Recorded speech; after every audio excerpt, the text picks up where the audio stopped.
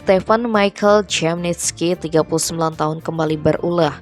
Bule asal Inggris yang sebelumnya menghajar polisi di Polsek Kuta hingga babak belur kini mencaci maki jaksa dengan ucapan kasar saat sidang lanjutan secara online di Pengadilan Negeri Denpasar Selasa 4 Juli 2023. Ucapan kasar juga diarahkan pada majelis yang diketuai I Gusti Ayu Nyoman Adnya Dewi. Dalam sidang lanjutan ini, majelis hakim menyatakan sependapat dengan jaksa perbuatan terdakwa terbukti bersalah dengan putusan pidana penjara selama 2 tahun dan 6 bulan. Putusan tersebut lebih rendah 2 bulan dibandingkan tuntutan jaksa, yakni penjara selama 2 tahun dan 8 bulan. Perbuatan terdakwa terbukti melanggar pasal 351 ayat 1 KUHP tentang penganiayaan.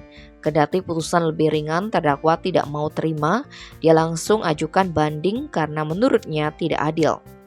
Kasus ini bermula ketika adanya laporan ke Polsek Kuta yang menyebutkan terdakwa Stephen Michael tidak mau membayar tagihan makanan dan minuman yang dipesan di The Pet Bene, Jalan Benesari Legian, Badung.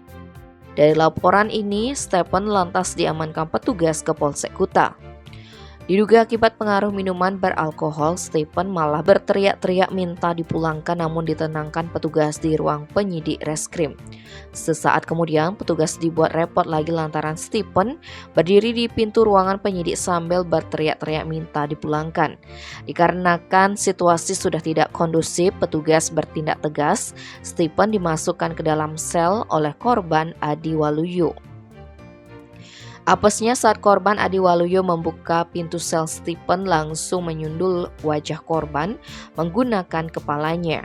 Bukan cuma di situ, terdakwa kembali menyerang korban Adi Waluyo dengan cara memukul wajah beberapa kali sambil menendangnya. Akibat perbuatan tersebut, korban mengalami luka-luka, memar di bagian wajah, pendarahan di bagian bola mata, serta korban mengalami patah bagian gigi hingga tak sadarkan diri. Tim Bali Express melaporkan.